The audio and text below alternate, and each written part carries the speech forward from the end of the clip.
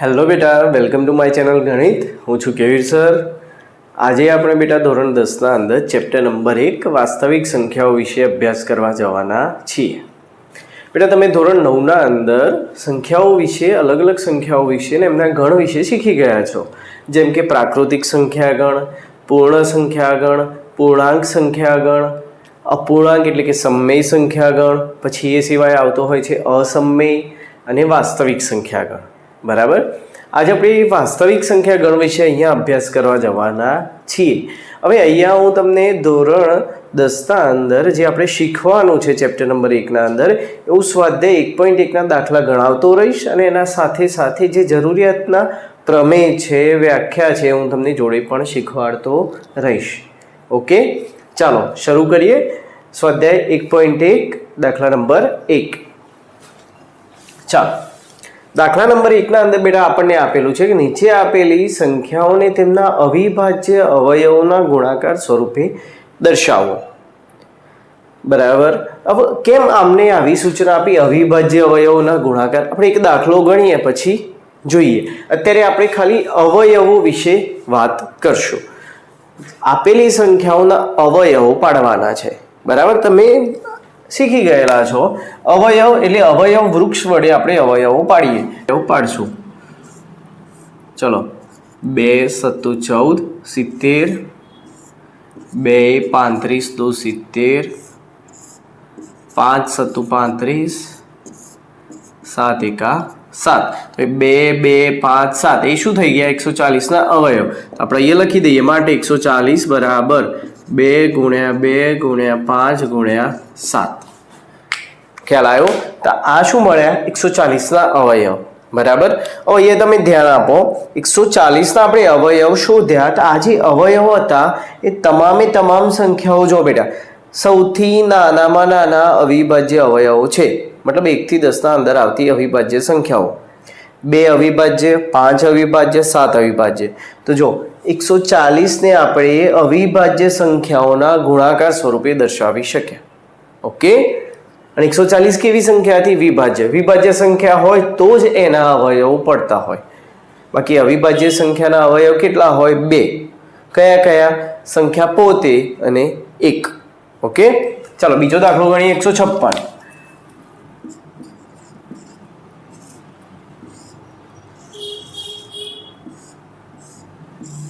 ચલો, 2 × 7 = 14, 1 બચ્યો, 2 × 8 = 16, 2 તારી 6, 1 બચ્યો, 2 × 9 = 18, 13 તારી 39, 3 × 3, 3 તારી 9, 13 × 13. તો 156ના અવયવ કયા મળ્યા આપણને? 2 × 2 × 3 × 13. તો જો 156ના અવયવ પાડ્યા તે તમામે તમામ અવયવ કેવા મળ્યા? અવિભાજ્ય સંખ્યાઓ. 13 પોતે અવિભાજ્ય, 3, 2, 2 બધી અવિભાજ્ય સંખ્યા થઈ ગઈ. માટે કોઈ પણ વિભાજ્ય સંખ્યાને અવિભાજ્ય સંખ્યાઓના ગુણાકાર સ્વરૂપે દર્શાવી શકાય. ઓકે, ચાલો. 3825.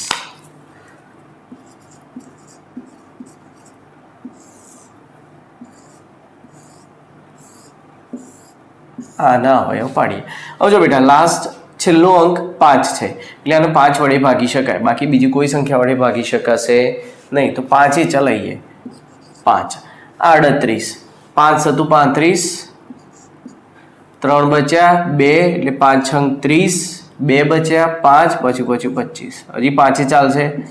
5 × 5, 2 બચ્યા, 26 પછી 25, 1 બચ્યો, 5 તારી 15. ચલો, 3 ને 1 4, 5 ને 4 9, તો 3 વડે ભાગ ચાલશે. 3 × 5 = 15, 3 × 3. હજી 3 ચાલશે. 3 × 3 2, 3 × 7 = 21, 17 × 17. ખ્યાલ આવ્યો? ચાલો આના અવયવ લખી દઈએ. 3825 બરાબર શું બન્યા? 3 × 3 × 5 × 5 × 17. તો જો બેટા બધી સંખ્યાઓ કેવી છે? અવિભાજ્ય સંખ્યાઓ. માટે કોઈ પણ વિભાજ્ય સંખ્યાને અવિભાજ્ય સંખ્યાઓના ગુણાકાર સ્વરૂપે દર્શાવી શકાય. ચાલો 5005નો દાખલો ગણીએ.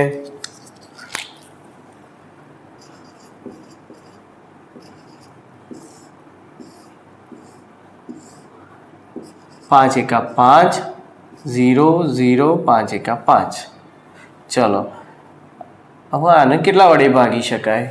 2.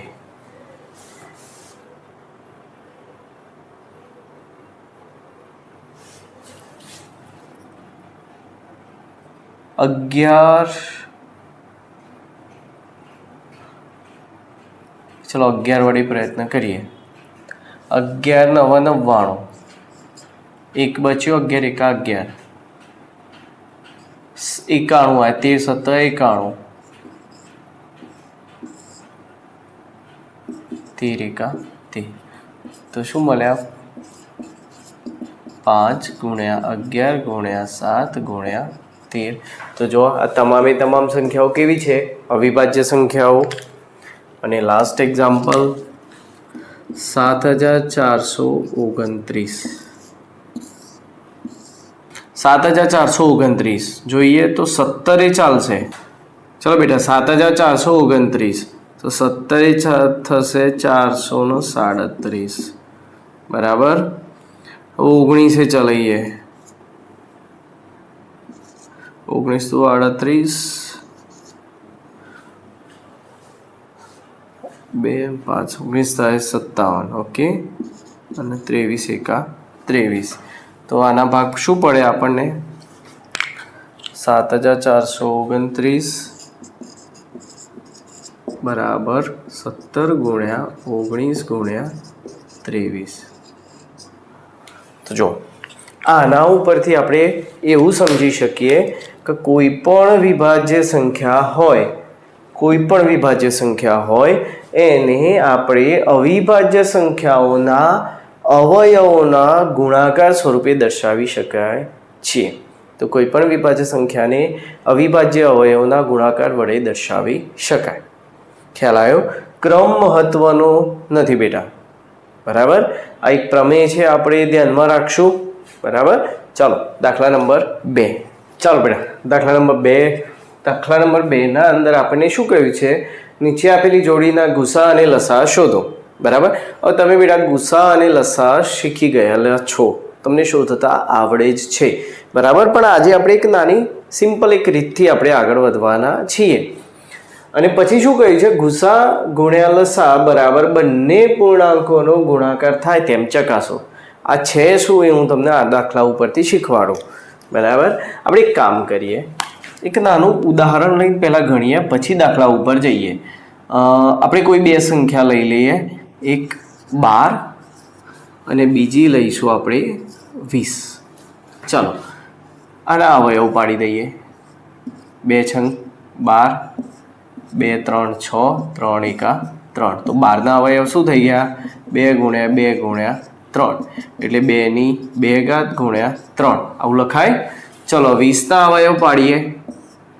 2 દાન 20, 5 દુ 10, 2 એકા 2. તો 20ના અવયવ શું થઈ ગયા? 2 ગુણ્યા 2 ગુણ્યા 5, એટલે 2 ની 2 ઘાત ગુણ્યા 5. ચલો તો 20ના અવયવ હું લખી દઉં, આ 12ના હતા, નીચે 20ના અવયવ લખી દઉં, 2 ની 2 ઘાત ગુણ્યા 5, બરાબર. હવે અહીંયા તમે જુઓ, આ બંનેનો લસા અને ગુસા શોધીએ. હવે જો હું તમને પેલા ગુસા શોધતા શીખવાડી દઉં. ગુસા ક્યારે મળશે? જ્યારે બંને સંખ્યાઓના અવયવ હોય આપણા જોડે, એમાં સરખી સંખ્યાઓ જોવાની. કેવી જોવાની? સરખી. કોની વાત કરું છું? ગુસા. ગુસાના અંદર શું જોવાનું? સરખી સંખ્યા જોવાની.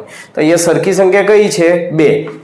તો 2, બરાબર. હવે આમાં સૌથી નાની ઘાત લેવાની થાય. કેટલી? નાની ઘાત. પણ અહીંયા આપણને નાની ઘાત કોઈ છે નહીં, બંનેની ઘાત સરખી છે, માટે આપણે શું લઈશું? 2 ની 2 ઘાત, બરાબર. ચાલો લસાના અંદર આપેલી તમામ સંખ્યાઓ લઈ લેવી. તો કેટલી છે? 2 ગુણ્યા 3 ગુણ્યા 5, અને એમની મોટી ઘાત લેવાની. તો 2 ની 2 ઘાત, 3 ની 1, 5 ની 1. તો ચલો 2 ની 2 ઘાત એટલે 4, 4 5 20, 20 તારી 60. 2 ની 2 ઘાત એટલે 4, તો આનો લસા થઈ જશે 60, ગુસા થઈ જશે 4, બરાબર. અહીંયા હવે ચેક કરો, લસા ગુણ્યા ગુસા તો શું થાય? લસા ગુણ્યા ગુસા કેટલો થાય? 6 ચોક 24 એટલે 240 થશે. ચલો, અને 2 પૂર્ણાંક એટલે આપણા 12 અને 20 આ બંનેનો ગુણાકાર. તો 12 ગુણ્યા 20, 12 દુ 24 તો 240. તો જો શું મળ્યું? સરખું મળ્યું. ગુસા ગુણ્યા લસા કરીએ તો પણ 240 મળ્યા, અને જે બે સંખ્યાના ગુસા લસા શોધ્યા તે બંને સંખ્યાઓનો ગુણાકાર કરીએ તો પણ કેટલો મળ્યો? 240. તો આના ઉપરથી આપણે આવું ના લખી શકીએ? લસા ગુણ્યા ગુસા બરાબર બંને પૂર્ણાંકોનો ગુણાકાર. આવું ના લખી શકાય? તો આ જ વસ્તુ બેટા આપણે આપેલી જોડીના અંદર શોધવાના છીએ. બરાબર?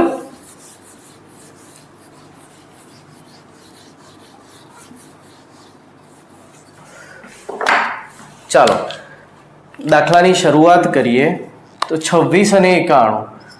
તો 26 અને 91ના સૌ પ્રથમ શું કરી દેવાના? અવયવો પાડી દેવાના. શું કરી દેવાના?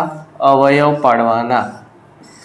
ચાલો 26ના અવયવ 2 એકા 2, 2 તારી 6, 13 દુ 26, 13 એકા 13. ચલો 91. તો 7 એકા 7, 8 9 2, 7 તારી 21, 13 એકા 13. તો ચલો 26ના અવયવ કયા મળ્યા? 2 ગુણ્યા 13 અને 91ના 7 ગુણ્યા 13. બરાબર? તો આપણે શોધવાનું શું છે? લસા ગુણ્યા ગુસા. તો લસા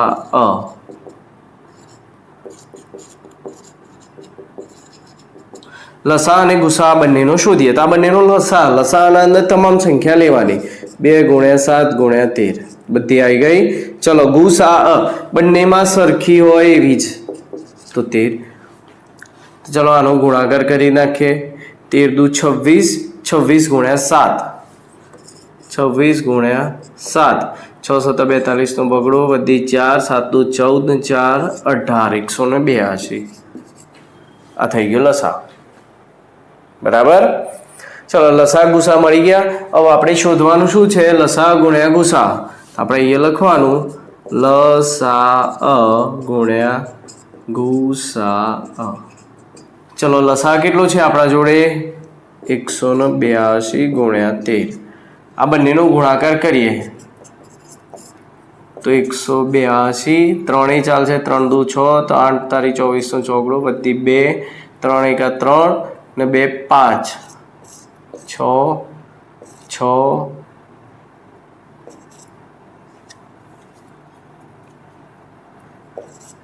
23 66. બરાબર? લસા ગુણ્યા ગુસા કેટલો મળે? 23 ગુણ્યા 66. 2366. હવે આપેલી બે સંખ્યાઓ જોઈ લઈએ. તો શું લખાય? 26 ગુણ્યા 91. બરાબર? તો આ બંનેનો ગુણાકાર કરી જોઈએ.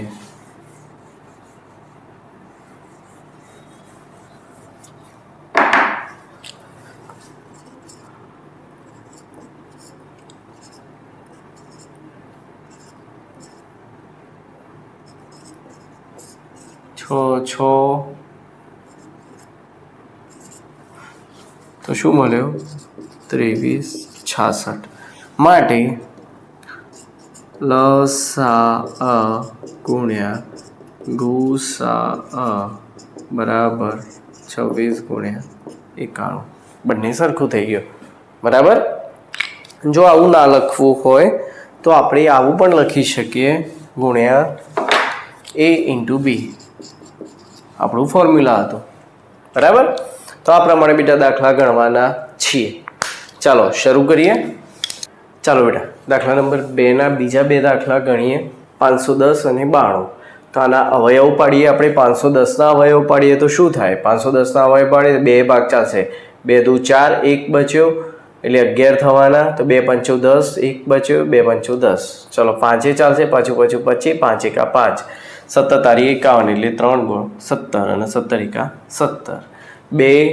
2 ચોકુ 8, 1 બચ્યો 2 એટલે 12 થાય. 2 છંગ 12, 2 23 દુ 46 અને 23 એકા 23. તો 510ના અવયવ થાય 2 ગુણ્યા 3 ગુણ્યા 5 ગુણ્યા 17. ઓકે. 92ના અવયવ થાય 2 ગુણ્યા 2 ગુણ્યા 23. અને આવું લખી શકાય 2 ગુણ્યા 23. ચલો લસાના અંદર શું કરતા હતા, તમામ સંખ્યાઓ લઈ લેવાની અને જો સરખી હોય તેમની મોટી ઘાત લેવાની. તો અહીંયા સરખું શું છે 2, તો 2 માં મોટી ઘાત કેટલી છે 2 તો 2 3 5 17 અને 23. આ બધાનો ગુણાકાર કરીએ તો થઈ જાય 23,460. બરાબર. ચાલો ગુસાના અંદર શું કરવાનું, સરખી સંખ્યા લેવાની ને એની નાની ઘાત લેવાની. તો અહીંયા સરખું શું છે 2 ની નાની ઘાત 1 થાય એટલે 2 ના 2 જ. લસા 510 ગુણ્યા ગુસા 510 બંનેનો ગુણાકાર કરીએ, લસા ગુણ્યા ગુસા તો 23,460 ગુણ્યા 2. અને બે સંખ્યાઓ કઈ હતી 510 અને 92, તો બંનેનો ગુણાકાર કરીએ કેટલો થાય 46,920. પાછો આ બંનેનો ગુણાકાર કરીએ તો 46,920. આ બંને સરખા મળ્યા માટે ગુસા ગુણ્યા લસા બરાબર આપેલી બે સંખ્યાઓનો ગુણાકાર. ચલો એ જ પ્રમાણે 336 અને 54, તો શું થશે, બે ભાગ ચલાવીએ તો જો 2 એકા 2, 1 બચ્યો જે 13 થવાના, 2 છંગ 12, 1 બચ્યો એટલે 16 થયા, 2 અઠું 16, 2 અઠ 16, 2 ચોકું 8, 2 ચોકું 8, 2 દુ 4, 21 દુ 42, 3 સતું 21, 7 એકા 7. તો આના અવયવ થઈ જશે 2 ગુણ્યા 2 ગુણ્યા 2 ગુણ્યા 2 ગુણ્યા 3 ગુણ્યા 7. 2 ની કેટલી ઘાત 4, 3 ગુણ્યા 7. 54 માટે 2 ગુણ્યા 3 ગુણ્યા 3 ગુણ્યા 3. ઓકે, અહીંયા 2 એમને 3 ની 3 ઘાત. ચલો લસાના અંદર શું કરવાનું, બધી સંખ્યા લેવાની, મોટી ઘાત લેવાની. તો બધી સંખ્યા એટલે 2 ગુણ્યા 3 ગુણ્યા 7, 2 ગુણ્યા 3 ગુણ્યા 7. ચલો 2 ની મોટી ઘાત કેટલી 4, તો 2 ની 4 ઘાત કરી દીધી. 3 ની મોટી ઘાત કેટલી 3, તો 3 ઘાત કરી દીધી. 7 એમને ગુણાકાર કરીએ તો 3024. ચલો એ જ રીતે ગુસા, તો ગુસામાં સરખી સંખ્યા લેવાની. તો સરખું શું છે આ બંનેમાં 2 અને 3, અને એની પાછી નાની ઘાત. તો 3 ની નાની ઘાત આ બંનેમાં કેટલી છે 1, અને આ બંનેમાં 2 ની નાની ઘાત 1, તો 2 ગુણ્યા 3 એટલે 6. લસા ગુણ્યા ગુસા બરાબર બે સંખ્યાઓનો ગુણાકાર.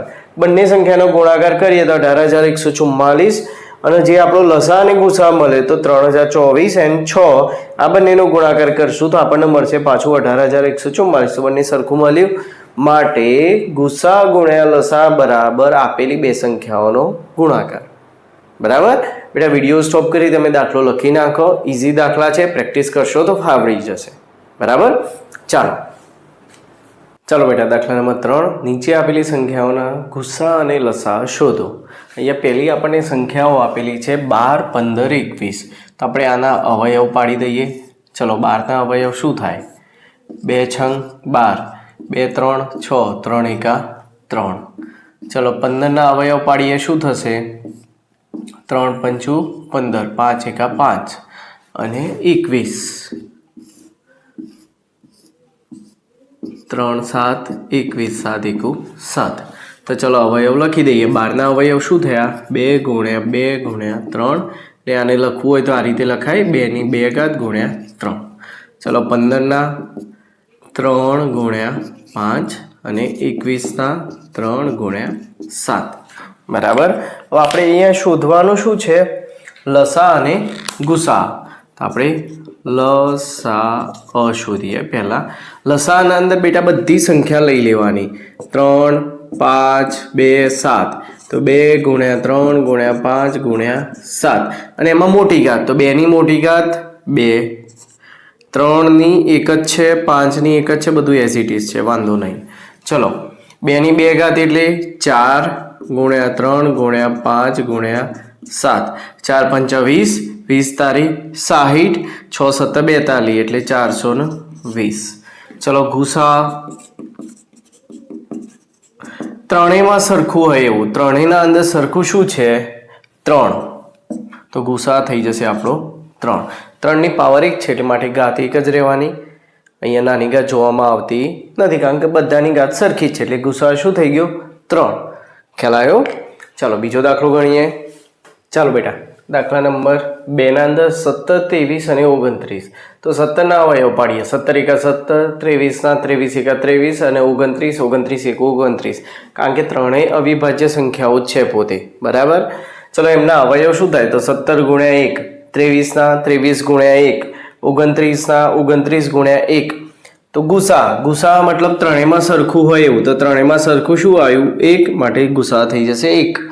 લસા માટે બધી સંખ્યા 17 × 23 × 29 × 1 બધી આવી ગઈ. ગુણાકાર કરીએ તો 11,339. બરાબર. ચાલો અહીંયા જોઈએ 8, 9 અને 25. 8ના અવયવ પાડીએ. 2 ચોકુ 8, 2 દુ 4, 2 એકા 2, 9ના 3 તારી 9, 25ના પચું 25. ચલો 8 એટલે 2 × 2 × 2, 2 ની 3 ઘાત. 9 3 × 3, 3 ની 2 ઘાત. 25 5 × 5, 5 ની 2 ઘાત. હવે આ બધાનો સામાન્ય અવયવ તો 1 થવાનો, માટે ગુસા શું થઈ જશે? 1. લસાના અંદર બધી સંખ્યા લેવાની. 2 × 3 × 5, તો 2 × 3 × 5. હવે એની મોટી ઘાત તો 2 ની 3 ઘાત, 3 ની 2 ઘાત, 5 ની પણ 2 ઘાત. ગુણાકાર કરશું તો આપણને જવાબ મળશે 1800. બરાબર. એકદમ ઇઝી એક્ઝામ્પલ છે બેટા, તમે લખી નાખો વિડીયો સ્ટોપ કરીને. ચાલો બેટા, દાખલા નંબર 4. અહીંયા આપણને આપેલું છે ગુસા ઓફ 306 657, એટલે કે 306 અને 657 નો ગુસા આપણને આપ્યો છે 9 અને એમનો લસા શોધવાનો છે. બરાબર. તો આપણા જોડે ફોર્મ્યુલા હતું ગુસા ઓફ AB ગુણ્યા લસા ઓફ AB બરાબર A ગુણ્યા B. ચલો અહીંયા આપણને ગુસા કેટલો આપેલો છે? 9. લસા કઈ સંખ્યાઓ છે? 306 અને 657. ચલો A ગુણ્યા B એટલે શું કરશું? 306 × 657. બરાબર. શોધવાનો લસા છે તો એને કરતા બનાવી દઈએ. તો લસા 306 657 બરાબર 306 × 657 ભાગ્યા નીચે શું થઈ જશે? 9. ચલો 9 વડે ભાગ ચાલીએ.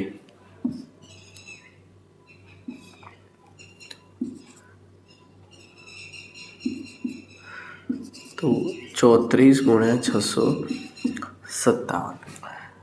તો આનો જવાબ થશે 22,338. તો આ શું મળ્યું આપણને? લસા ઓફ 306 657 નો લસા મળી ગયો છે ને. ઇઝી, લખી નાખો. ચાલો બેટા, દાખલા નંબર 5. દાખલા નંબર 5 ના અંદર જોઈએ શું કહે છે? કોઈ પ્રાકૃતિક સંખ્યા n માટે 6 ની n ઘાતનો અંતિમ અંક શૂન્ય થાય કે નહીં તે ચકાસો. મતલબ 6 ની n ઘાત હોય તો n ની જગ્યાએ પ્રાકૃતિક સંખ્યાઓ મૂકી જોવાની. અહીંયા n ની જગ્યાએ પ્રાકૃતિક સંખ્યા મૂકીએ તો પ્રથમ પ્રાકૃતિક સંખ્યા શું આવશે? 1. તો 6 ની 1 ઘાત. 6 ની 1 ઘાત કેટલા થાય? 6 થાય. ચલો 2 મૂકીએ તો શું થાય? 6 ની 2 ઘાત. 6 ની 2 ઘાત એટલે જવાબ કેટલો આવ્યો? 36. તો 36 નો અંતિમ અંક શું આવ્યો? 6. આ રીતે આપણે ઘાત બદલતા જવાનું, ચેક કરવાનું. કોઈ એવી સંખ્યા માટે 6 ની ઘાત કરતા જઈએ જવાબના અંદર અંતિમ અંક શૂન્ય થાય કે નહીં ચેક કરવાનું છે. બરાબર. ધારી લઈએ કે કોઈ એક એવી સંખ્યા છે કે આપણે મૂકવાથી 6 ની ઘાત થવાથી જે જવાબ મળતો હોય એનું અંતિમ અંક શૂન્ય થાય છે. હવે તમને ખબર છે 100 આપણા અંતિમ અંક શૂન્ય આવતી એવી સંખ્યાઓ લખી લઈએ. 20 120 140 1040 આવી તમામ સંખ્યાઓ જે લેવી હોય લઈ શકાય. છેલ્લો અંક શું આવવો જોઈએ? શૂન્ય. આ દરેક સંખ્યાને કોના વડે ભાગી શકાય? 10 વડે ભાગી શકાય. કોના વડે ભાગી શકાય? 10 વડે. બરાબર. તો આપણી ચાવી હતી 10 વડે, જેનો અંતિમ અંક શૂન્ય આવતો હોય એ સંખ્યાને 5 અને 10 વડે ભાગી શકાય. રાઈટ. હવે આપણે અહીંયા જોઈએ, જો 10 વડે ભાગી શકાતું હોય તો 6 ની n ઘાતનું પણ 10 વડે ભાગી શકાય. બરાબર. અને 10 ના અવયવ પાડીએ તો શું થાય? 2 અને 5. મતલબ એ જે સંખ્યા હોય એને 10 વડે ભાગી શકાતું હોય તે સંખ્યાને 2 વડે ભાગી શકાશે અને 5 વડે ભાગી શકાય. તમને ખ્યાલ જ છે. તો 6 ની n ઘાતને પણ આપણે 10 વડે ભાગી શકીએ છીએ. બરાબર. આવું આપણે ધારી લીધું. 6 ની n ઘાતને 10 વડે ભાગી શકીએ એનો મતલબ શું થાય? 6 ની n ઘાતને 5 વડે ભાગી શકાય, 6 ની n ઘાતને 2 વડે ભાગી શકાય. ઓકે. ચલો, પરંતુ 6 ની n ઘાત કરીએ તો 6 ના અવયવ શું થાય? 2 × 3. તો 2 ની n ઘાત અને 3 ની n ઘાત આ રીતે લખી શકાય. આપણે અહીંયા 6 ના અવયવ પાડ્યા. જો 10 વડે ભાગી શકાતું હોય તો બે અવયવ શું જોઈએ? 2 અને 5. પણ 6 ના અવયવ પાડીએ તો શું મળ્યા? 2 અને 3. 5 તો કોઈ જગ્યાએ આવ્યો જ નહીં. 5 તો કોઈ જગ્યાએ આવ્યો નહીં. મતલબ 6 ની n ઘાતના અવિભાજ્ય અવયવોમાં 2 અને 5 ની જગ્યાએ આપણને મળ્યા 2 અને 3. આનો મતલબ થયો 6 ની n ઘાતને 10 વડે ભાગી શકાય નહીં. માટે આ અવયવીકરણમાં 5 વડે વિભાજ્ય નથી 6 ની n ઘાત. જો એવું ના થતું હોય તો આપણને બે જ પૂર્ણાંકો મળ્યા 2 અને 3. એના કારણે એવું થયું. માટે 5 વડે વિભાજ્ય ના થાય, 5 વડે વિભાજ્ય ના થાય તો 10 વડે વિભાજ્ય થવાનું જ નથી. બરાબર. અને 10 વડે વિભાજ્ય ના હોય તેનો મતલબ અંતિમ અંક 0 આવશે નહીં. બસ આટલી સરળ માહિતી હતી, ખાલી આપણે બેટા લખવાની જ હતી. બરાબર. તો તમે અહીંયા દાખલો લખી નાખો. નેક્સ્ટ એક્ઝામ્પલ ઉપર જઈએ છીએ. ચાલો બેટા, દાખલા નંબર 6 અહીંયા આપણને આપેલું છે. ચાલો બેટા, દાખલા નંબર 6 અહીંયા આપણને આપેલું છે. સાબિત કરો કે 7 × 11 × 13 + 13 અને 7 × 6 × 5 × 4 × 3 × 2 × 1 + 5 એ વિભાજ્ય સંખ્યાઓ છે. બેટા આપણે આગળ પ્રમેય જોઈ લીધો કે કોઈ પણ વિભાજ્ય સંખ્યા હોય એને આપણે અવિભાજ્ય સંખ્યાઓના ગુણાકાર સ્વરૂપે દર્શાવી શકીએ છીએ. ફરીથી એકવાર, કોઈ પણ વિભાજ્ય સંખ્યા હોય એને આપણે અવિભાજ્ય સંખ્યાઓના ગુણાકાર સ્વરૂપે દર્શાવી શકીએ છીએ. તો આને પણ આપણે અવિભાજ્ય સંખ્યાઓના ગુણાકાર સ્વરૂપે દર્શાવી શકતા હોઈએ તો આ બંને સંખ્યા આપણી કેવી થઈ જાય? વિભાજ્ય સંખ્યા થઈ જશે. ચાલો ટ્રાય કરીએ. તો પ્રથમ સંખ્યા આપણને આપેલી છે 7 × 11 × 13 + 13. આને લખવું હોય તો આપણે આ રીતે લખી શકીએ. 7 × 11 × 13 + 13 એટલે 13 × 2. તો અહીંયા જો 7 11 13 2 બધી કેવી સંખ્યાઓ થઈ? અવિભાજ્ય. માટે 7 × 11 × 13 + 13 એ વિભાજ્ય સંખ્યા છે ને? ચલો બીજા નંબરનું 7 × 6 × 5 × 4 × 3 × 2 × 1 + 5. ચલો 7 × 6 એટલે 2 × 3, 5 એમના એમ રહેશે, 4 2 × 2, 3 × 2, 5 ને 1 6 ને આપણે 2 × 3 લખી શકીએ. હવે અહીંયા જો 7 2 3 5 2 3 આ બધી કેવી થઈ ગઈ? અવિભાજ્ય સંખ્યા. તો માટે 7 × 6 × 5 × 4 × 3 2 × 1 + 5 એ કેવી સંખ્યા થાય? વિભાજ્ય સંખ્યા થાય છે ને જી? ચાલો સ્વાધ્યાય 1.2 ઉપર હવે આગળ વધીએ. ત્યાં સુધી આ તમે આટલું લખી નાખો. બેટા ખબર ના પડી હોય તો વિડીયો ફરીથી જોજો, ખ્યાલ આવી જશે. ચાલો બેટા, દાખલા નંબર 7 અહીંયા આપણને આ રીતનું આપેલું છે કે એક વર્તુળાકાર પથ છે, એના ઉપર સોનિયા અને રવિ બંને દોડી રહ્યા છે. બરાબર. સોનિયા છે એને એક પરિભ્રમણ પૂર્ણ કરતા 18 મિનિટ જેટલો સમય લાગી રહ્યો છે અને રવિને એક પરિભ્રમણ પૂર્ણ કરતા 12 મિનિટ જેટલો સમય લાગી રહ્યો છે. બરાબર. હવે જો આ બંને આ પરિભ્રમણ પૂરું કરે તો કેટલા સમય પછી બંને ભેગા મળશે? હવે જો રવિનો સમય ઓછો છે, મતલબ રવિની ઝડપ વધારે હશે, સોનિયાની સમય વધારે લે છે એક પરિભ્રમણ પૂર્ણ કરતા, તો એની ઝડપ ઓબ્વિયસલી ઓછી થવાની. ખ્યાલ આવ્યો? તો બંને દોડવાનું ચાલુ જ રાખીએ તો કેટલા સમય, કેટલા વાગે બંને ભેગા થાય? બરાબર. એવો આપણને પ્રશ્ન આપેલો છે. તો કરવાનું કશું નહીં, 18 અને 12 નો લસા લઈ લેવાનો. શું લઈ લેવાનું? 18 અને 12 નો લસા. 2 × 9 = 18, 2 × 6 = 12, 2 9 2 તારી 6, 3 તારી 9, 3 × 1 = 3. ચલો કેટલા થયા? લસા 18 અને 12 નો. તો 2 × 2 × 3 × 3 2 ની 2 ઘાત ગુણ્યા 3 ની 2 ઘાત. ચલો 2 ની 2 ઘાત એટલે 2 દુ 4 અને 3 એટલે 9, 9 ચોકું 36. તો 36 મિનિટ બાદ બંને ભેગા મળશે. કેટલી મિનિટ બાદ? 36 મિનિટ બાદ બંને ભેગા મળશે. સિમ્પલ. ચાલો બેટા એક સરસ મજાનો દાખલો, આ એક જ દાખલો આપણે શીખશું તો સ્વાધ્યાય 1.2 ના તમામ દાખલા તમને આવડી જશે. બરાબર. આ દાખલો જે સાબિત કરવાનો છે આપણે કોન્ટ્રાડિક્શન મેથડ મતલબ વિરોધાભાસની પદ્ધતિથી આપણે આ દાખલો સાબિત કરવાના છીએ. બરાબર.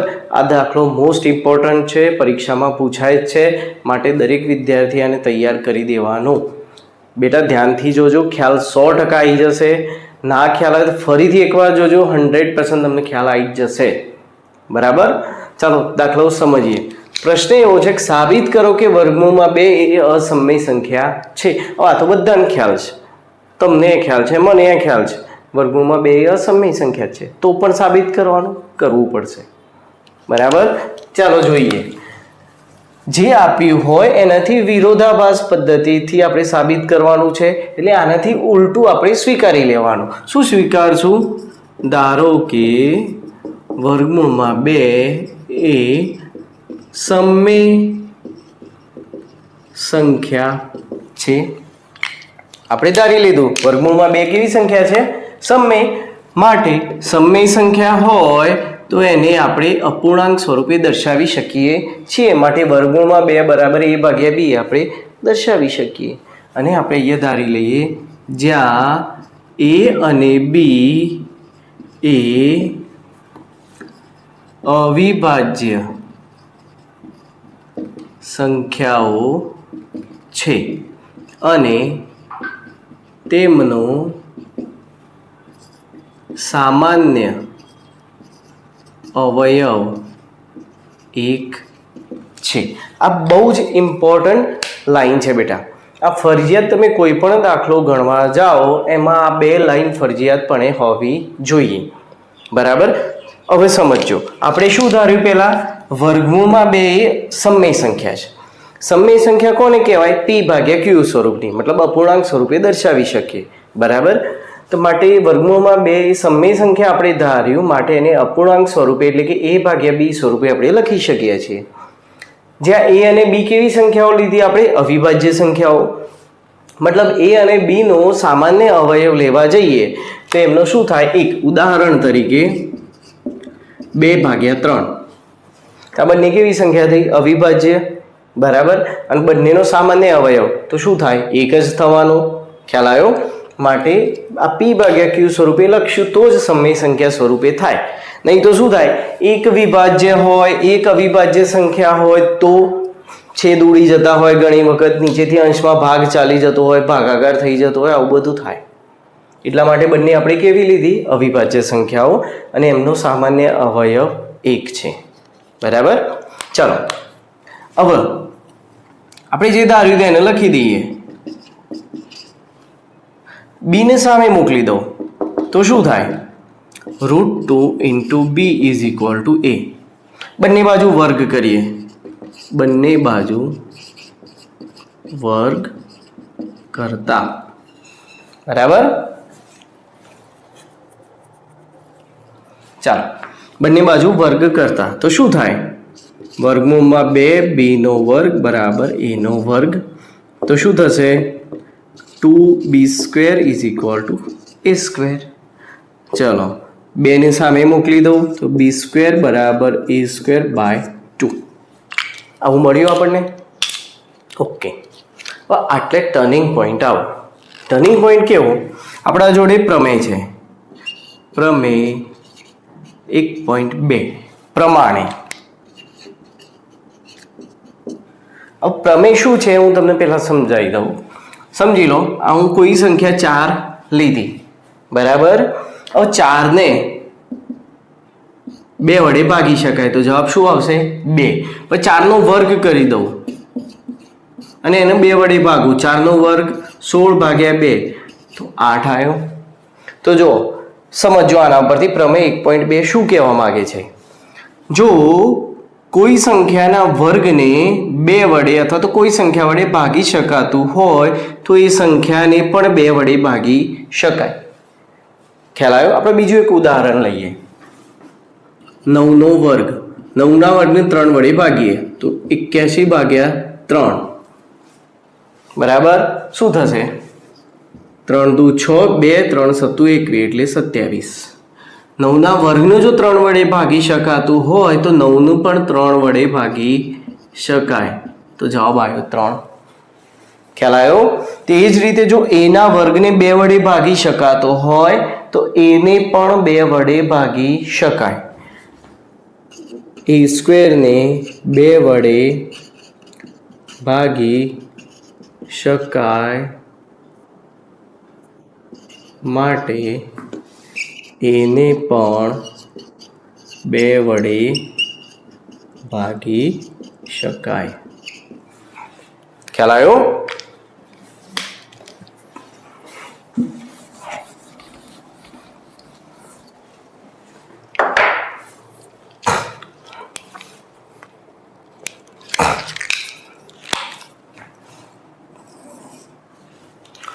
ક્લિયર આટલા સુધી?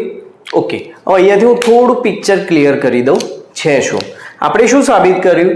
a અને b કેવી સંખ્યાઓ છે? અવિભાજ્ય. કેવી સંખ્યાઓ છે? અવિભાજ્ય. અને એમનો સામાન્ય અવયવ કેટલો છે? 1. મતલબ જો આપણે a ના અવયવ પાડશું તો આપણને a નો અવયવ a અને 1 મળવાનો. b ના અવયવ પાડીએ તો b નો અવયવ b અને 1 મળશે, એટલે 2 જ અવયવ મળે. હવે અવયવ શું કામ કરતા હોય? જેમ કે 9 ના અવયવ થાય 3 ગુણ્યા 3 ગુણ્યા એટલે 9. તો આપણે 9 ના અવયવ જોવા જઈએ તો 1 ગુણ્યા 3 ગુણ્યા 9 આ તો 9 ના અવયવ થાય. બરાબર? હવે કોઈ પણ સંખ્યા હોય, ચાલો 9 ના અવયવ જોવા જઈએ તો શું થાય? 1 ગુણ્યા 3 ગુણ્યા 9. હવે કોઈ પણ સંખ્યા હોય એનો સંખ્યા પોતે અને 1 આ બંને તો એના અવયવ હોય જ. એ સિવાયની કોઈ સંખ્યા એનો અવયવ થાય મતલબ 9 વિભાજ્ય સંખ્યા થાય. ધારી લો કે 3 ના અવયવ 1 ગુણ્યા 3. હવે આનો સંખ્યા પોતે અને 1 સિવાય બીજો કોઈ અવયવ મળતો નથી. તો 3 નો જો ભાગવા હોય તો તમે 1 વડે ભાગી શકો, 3 વડે ભાગી શકો. 9 નું ભાગવા હોય તો 1, 3 અને 9 3 સંખ્યા વડે ભાગી શકાય. બરાબર? તો જ્યારે કોઈ સંખ્યા અવિભાજ્ય હોય તો એને 2 જ સંખ્યા વડે ભાગી શકાય, એક સંખ્યા પોતે અને 1. ખ્યાલ આવ્યો? હવે અહીંયા શું થયું? આપણે a તો કેવો હતો?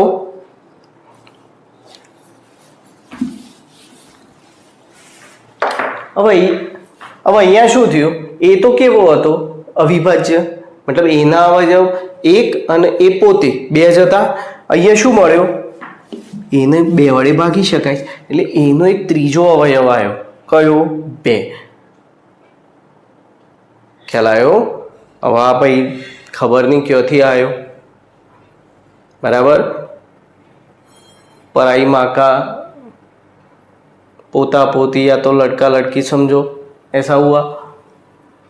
ए અને બી ના અવયવ તો 2 જ હતા, એક એ પોતે અને એક. બરાબર? નાનો પરિવાર હતો. ના ભાઈ એન્ટ્રી મારી, ના ભાઈ હું પણ તારો છોકરો જ છું, એટલે 2 પણ એનો અવયવ થયો, 3 થયા. મતલબ અહીંયાથી આપણે એ અવિભાજ્ય સંખ્યા રહેતી નથી, એ કેવી થઈ ગઈ? વિભાજ્ય સંખ્યા. હવે આપણે ચેક કરી લઈએ બી પણ કેવી સંખ્યા છે એ ચેક કરી લઈએ. જો બી પણ વિભાજ્ય થતી હોય તો એ અને બી અવિભાજ્ય ના હોય તો એને અપૂર્ણાંક સ્વરૂપે લખી શકાય નહીં, અને અપૂર્ણાંક સ્વરૂપે ના લખી શકાય તો એ સમય સંખ્યા થાય નહીં. સમય ના હોય તો કેવી થાય? અસમય. તો આપણે આ જે સાબિતી હતી એને ખોટી સાબિત કરીએ પહેલા, પછી ત્યાં જઈશું. ઓકે, ચાલો આગળ. હવે કોઈ પૂર્ણાંક સંખ્યા a બરાબર 2c મળે કે જેથી આપણે કોઈ એક નવી પૂર્ણાંક સંખ્યા લીધી જે a બરાબર 2c થતી હોય. a બરાબર 2c થતી હોય મતલબ c ના ડબલ કરીએ તો a થાય. આવી કોઈ એક આપણને સંખ્યા મળતી હોય તો ચલો બંને બાજુ વર્ગ કરીએ તો શું થાય? a નો વર્ગ બરાબર 4 c નો વર્ગ આવું થઈ જશે. હવે a ના વર્ગની વેલ્યુ આપણા જોડે હતી આ રહી, તો શું લખીએ? a નો વર્ગ બરાબર 2b વર્ગ, તો આપણે અહીંયા લખી દઈએ 2b વર્ગ બરાબર 4c વર્ગ, કારણ પરિણામ 1 પરથી. બરાબર. ચલો 2 ને સામે મોકલી દઉં તો b વર્ગ બરાબર 4 ભાગ્યા 2c વર્ગ, 2 દુ 4, તો b વર્ગ બરાબર 2c વર્ગ. 2 નીચે લાવી દઉં તો b²/2 = c². હવે આ તો જો પાછું આના જેવું થઈ ગયું. અહીંયા આપણે પાછું લખવું પડે પ્રમેય 1.2 પ્રમાણે. પ્રમેય 1.2 પ્રમાણે જો b ના વર્ગને 2 વડે ભાગી શકાય તો b ને પણ 2 વડે ભાગી શકાય. b ના વર્ગને 2 વડે ભાગી શકાતા હોય તો b ને પણ 2 વડે ભાગી શકાય. હવે અહીંયા તો પાછો નવો ટ્વિસ્ટ આવ્યો. આ તો પાછું આનું એ છોરું નીકળ્યું હે ને, એનું તો હતું પાછું બીનું એ થયું. તો શું થાય, આના અવયવ 1 અને b આપણે એવા ધારેલા અવિભાજ્ય હતા, એટલે એક સંખ્યા પોતે ને એક જ હોય. હવે એ સિવાય આમના તો 2 પણ અવયવ નીકળ્યા. હવે આ તો અવિભાજ્ય રહી જ નહીં, અવિભાજ્ય સંખ્યા રહી જ નહીં. આ તો મોટો પ્રશ્ન થઈ ગયો. તો a અને b કેવી થઈ ગઈ, વિભાજ્ય સંખ્યાઓ. માટે આપણી ધારણા ખોટી છે. a અને b એ વિભાજ્ય સંખ્યાઓ છે. આપણે જે ધારણા ધારી હતી a અને b કેવી છે, અવિભાજ્ય ને એમનો સામાન્ય અવયવ 1. હવે a અને b તો વિભાજ્ય થઈને બંનેનો સામાન્ય અવયવ શું મળ્યો, 2 મળ્યો. તો 1 પણ હતો ને 2 પણ મળ્યો, એટલે આ બંને તો કેવી થઈ, વિભાજ્ય સંખ્યા થઈ. હવે આ વિભાજ્ય સંખ્યા હોય તો એને અપૂર્ણાંક સ્વરૂપે લખી શકાય નહીં.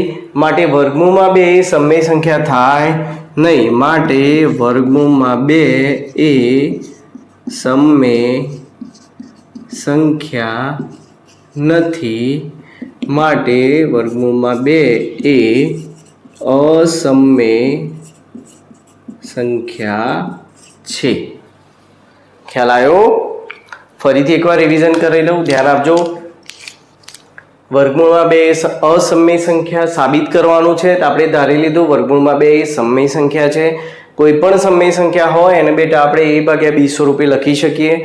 અને a અને b કેવા લીધા, અવિભાજ્ય ને એમનો સામાન્ય અવયવ 1. પણ આપણે અહીંયાથી સાબિત કર્યું કે a નો સામાન્ય અવયવ 1 તો હતો, પણ એ સિવાય 2 મળ્યો. બરાબર. અને b નો બીજો એક અવયવ 2 પણ મળ્યો. મતલબ a અને b બંનેના સામાન્ય અવયવ 1 જ હતા, એની જગ્યાએ આપણને શું મળ્યા, 2 વધારાના મળ્યા. એટલે એના સામાન્ય અવયવ 2 થઈ ગયા. અને 2 થઈ ગયા માટે a અને b હવે અવિભાજ્ય સંખ્યાઓ રહેતી નથી. એ કેવી બની ગઈ, વિભાજ્ય સંખ્યાઓ. માટે આપણી ધારણા ખોટી થઈ. માટે વર્ગમૂળમાં 2 એ કેવી થઈ, અસમય સંખ્યા થાય. બરાબર. બહુ સરસ મજાનો દાખલો છે બેટા, લખી નાખો, ધ્યાનથી સમજજો. બીજું એક, હવે તમારે પ્રશ્ન પૂછાય કે ધારો કે વર્ગમૂળમાં 3 એ અસમય સંખ્યા છે. કેવી, વર્ગમૂળમાં 3 એ અસમય સંખ્યા છે. તો શું કરવાનું, તો હું અહીંયાથી જ તમને શીખવાડી દઈશ. શું કરવાનું, કશું નહીં, એટલે ખાલી 3 કરી દેવાના.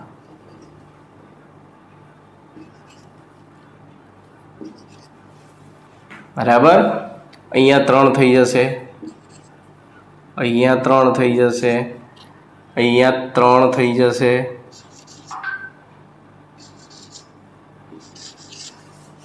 બે હોય ત્યાં બધી જગ્યાએ 3 થઈ જવાના. બરાબર. ચલો અહીંયા જઈએ.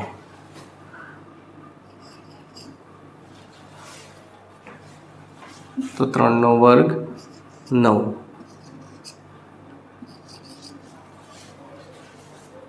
બરાબર.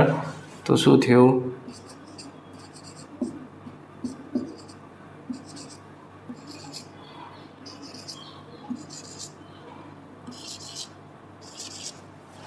આ વર્ગમૂળમાં 3 એ અસમય સંખ્યા છે, સાબિત થઈ ગયું. ચલો એ જ પ્રમાણે વર્ગમૂળમાં 5 કહી દે તો કશું નહીં, 3 ની જગ્યાએ શું કરી દેવાના 5. વર્ગમૂળમાં 7 એ અસમય સંખ્યા છે એમ પૂછે તો કશું નહીં, 3 ની જગ્યાએ શું કરી દેવાના 7. 11 કે વર્ગમૂળમાં 11 તો શું કરી દેવાના 3 ની જગ્યાએ 11. બસ ફાવશે બેટા દાખલા. બાકીના સ્વાધ્યાયના અંદર જે દાખલા આપેલા છે એ દાખલા દરેક દાખલા આ પ્રમાણે તમારે હોમવર્કના અંદર ગણવાના રહેશે. ઓકે, ચાલો બેટા બીજો એક દાખલો સ્વાધ્યાય 1.2 નો સાબિત કરો કે 3 + 2√5 એ અસમય સંખ્યા છે. એઝ ઇટ ઇઝ કોઈ પણ વાક્ય બદલવાનું નથી. ધારો કે 3 + 2 વર્ગમૂળમાં 5 એ સમય સંખ્યા છે, માટે આને a/b સ્વરૂપે લખી શકાય, જ્યાં a અને b અવિભાજ્ય સંખ્યાઓ છે અને તેમનો સામાન્ય અવયવ 1 છે. બરાબર, a/b. હવે આનું કહીએ કે શું કરવાનું નહીં, બહુ મજાનો દાખલો છે. જુઓ અહીંયા આવો જ્યારે દાખલો પૂછાય ત્યારે તમારે શું કરવાનું, વર્ગમૂળ વાળી જે સંખ્યા હોય, આવો દાખલો પૂછાય ત્યારે શું કરવાનું, તો વર્ગમૂળ વાળી જે સંખ્યા હોય એને કરતા બનાવી દેવાનું. તો શું થશે 2√5 = a/b - 3. 3 સામે મોકલી દીધા, માઇનસ થયા, આનો લસા લઈ લઉં તો a - 3b/3 2√5. આપણે કોને કરતા બનાવવાનો, તો વર્ગમૂળમાં 5 ને, એટલે 2 ને હજી સામે મોકલી દઉં તો શું થાય, વર્ગમૂળમાં 5 બરાબર a - 3b/3 અને 2 હજી નીચે આવી જશે ગુણ્યા 2 તો શું થશે a - 3b/6. ચલો વર્ગમૂળમાં 5 બરાબર a - 3b/6. હવે અહીંયા જુઓ, આ તો વર્ગમૂળમાં 5 એ આપણે આગળ સાબિત કર્યું કેવી સંખ્યા હતી, અસમય સંખ્યા. અને અસમય સંખ્યાને તો તમે અપૂર્ણાંક સ્વરૂપે દર્શાવી શકતા નથી. અહીંયા તો અપૂર્ણાંક સ્વરૂપ મળ્યું, આ અંશ અને આ છેદ, માટે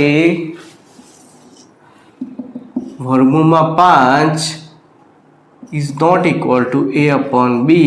માટે વર્ગમૂળમાં 5 એ અસમય સંખ્યા હોવાથી 3 + 2 વર્ગમૂળમાં 5 એ અસમય સંખ્યા છે. બસ બેટા આટલો જ દાખલો છે. આના પછીના તમામ દાખલાના અંદર પણ આ જ કરવાનું. વર્ગમૂળ વાળી જે કોઈ પણ સંખ્યા હોય એને તમારે કરતા બનાવવાનો. સામે તમને અંશ અને છેદ વાળું સ્વરૂપ મળશે. હું તમને બતાવી દઉં છું, જોઈ લેજો.